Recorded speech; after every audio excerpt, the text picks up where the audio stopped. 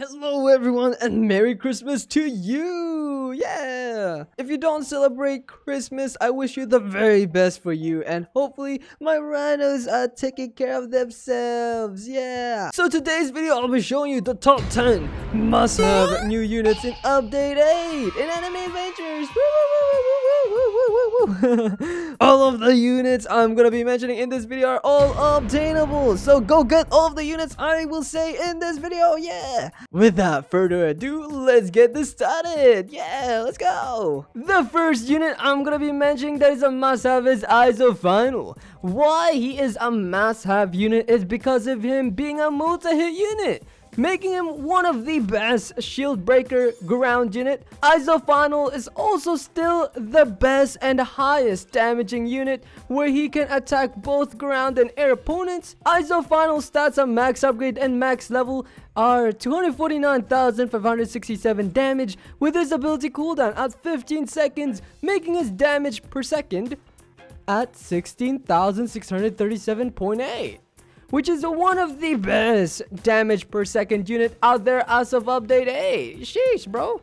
When you get Finals at upgrade 9, Final will be able to attack both ground and air opponents. This is valuable, especially as you progress into the game. You'll be facing against quite a lot of air opponents and ground. Especially, there are ground and air opponents that have shields too. So having Final in your team is gonna be so overpowered, bro. Final also have a manually ability called Kanzen Seimin. Once you activate it, the opponent will be pushed back and shielding your base. And let me tell you guys on how much this ability have helped me in recent legend stages runs, on how overpowered it is. Especially when activating this ability, it will give you the chance on clutching for you to win your maps, dungeons, raids, and many more. But do keep in mind that it has a really long ability cooldown when you use it. So yeah, good luck guys. Moving on to the next unit that I'm gonna be mentioning that is a must-have in update 8 is Jogoju the World. Jogoju the World came into this update and Jogoju is a very overpowered unit. Jogoju the World being one of the highest and best damage as of update 8. His attack type is also a massive AoE circle, which is literally Pog, bro. Jogoju the World stats of max upgrade and max level is 218,335 damage with his ability cooldown at 14.9 seconds, making his damage per second at 14,653.35. That's pretty strong if you ask me. At upgrade 7, he'll be able to freeze both ground and air opponents where his AoE circle is at. Do keep in mind that even if he can freeze both ground and air opponents, he only hits ground units.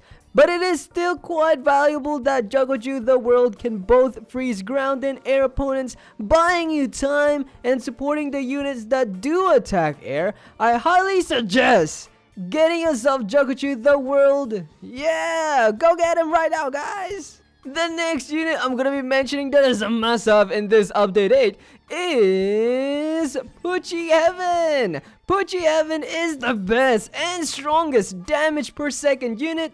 Pucci Heaven came into this update 8, which is no surprise on how this new unit is in this meta already. Pucci's Heaven stats at max upgrade and max level is 49,064 damage with his ability cooldown at 3.4 seconds, making his damage per second at 14,430.58. Whoa, bro, which is the best DPS unit. When you get Pucci Heaven at upgrade 9, he will gain this new ability called Time Acceleration. When activated, his ability cooldown will be lowered by 50% and this lasts for freaking 30 whole seconds, bro. 30 whole seconds, my guy. And not only it buffs him, it also buffs the unit in his range. Wow. Oh my god, that is actually so overpowered, so highly recommend. Go get him right now, bro. And his new DPS with the time acceleration active, it's 28,861 damage, which is Pog, bro. If you do not own Poochie Heaven, then I highly suggest getting him right now as I speak. Yeah. Also, if you do want to learn on how to evolve him, I highly suggest watching my videos of me processing on how to evolve Poochie to Poochie Heaven, which will be linked in the description down below. Yeah, yay! Moving on to the next unit that is a must-have in this update 8 is Heavy Weather. Surprise, surprise! Heavy Weather came into this update 8 along with the other units, and she is the best hybrid unit, the best damage per second unit, and tops the current DPS heal and hybrid units. Okay, so this is just getting out of hand anime adventures, where new units overshadows the older anime adventure units, like, Heavy Weather is a burst up unit, which he won't really be as good as Yona Spirit, although it is okay that Heavy Weather is a burst up unit because he is the best damage per second unit as of update 8, with his stats at max upgrade and max level is 43,801 with his ability cooldown at 5.9 seconds, making his damage per second 7,423.89, which is the most strongest and overpowered DPS out there in heal and hybrid. Yona Spirit's damage per second is 6,281 with him being a multi-hit unit. Soifan Hornet's damage per second sits at 7,023.62 and she is a burst type unit. And Heavy Weather's damage per second is 7,423.89, which is 400 damage more better than Soifan Hornet. With Heavy Weather being a hybrid unit, that means he can be placed both in ground and heal types. This is an advantage, especially some parts of the map. It will be 10 times better. If certain units were spawned in an area, heal types units are very restricted to where they can be placed. With Heavy Weather being a hybrid unit, is definitely a OP unit. Heavy Weather is also a limited unit, so I highly recommend if you have some gems saved up, go try and get one or two of her, since they recently added trading for units, so she will definitely be valuable as the time goes. The next unit that I'm gonna be mentioning is Yona Spirit. Why Yona Spirit is a must-have unit in this update 8? It is because he is the best shield breaker unit, the highest damage and the highest damage per second magic heal type unit. Yona Spirit is a multi-hit unit. Bring him in a certain maps that have shield opponents, he will perform very well against them. But in general, he is a must-have unit whatever you intend to use him for. With you owning Yona Spirit, you'll be able to solo the West City raid without needing to get help from others. Especially Yona Spirit stats at max level and max upgrade is 62,817.74 damage with his ability cooldown at 10 seconds, making his damage per second sitting at 6,281, which is the best damage per second heal type unit for magic and the third best damage per second in heal and hybrid. Yeah. Moving on to the next unit that I'm going to be mentioning is Yamamoto Hellfire. I highly suggest getting yourself a Yamamoto Hellfire, with him being the best burning unit out there in update 8, following his overpowered ability called Zankai no Tachi. Without a fail, you would want to own this unit. The way you can get this unit is from the Karakura town, the fire dungeon, which is located at the spawn. There's a 5% of him being dropped, so good luck. Yamamoto's Hellfire stats at max upgrade and max level is 96,642.68 damage, with his ability cooldown at 13 seconds, making his damage per second 7,434.05, and this does not even include the burning damage he does, which is a prog, bro. Like, he probably does so much damage right now, like, it's honestly insane. Yamamoto Hellfire at upgrade 8, he will gain a brand new ability called Zanka no Tachi, where it will deal plus 2% the damage per soul and can target flying enemies when having the ability activated. The max soul you can get per unit is 500 souls. Do keep in mind that Yamamoto Hellfire will be collecting souls even though you have not gotten him to upgrade 8, which is quite overpowered, man. What the heck? The way you can get souls is by defeating the opponents. So that is the way you can get souls for his upgrade 8, Zanka no Tachi. And Zanka no Tachi is definitely one of the most broken abilities out there in anime adventures as of update 8 for sure.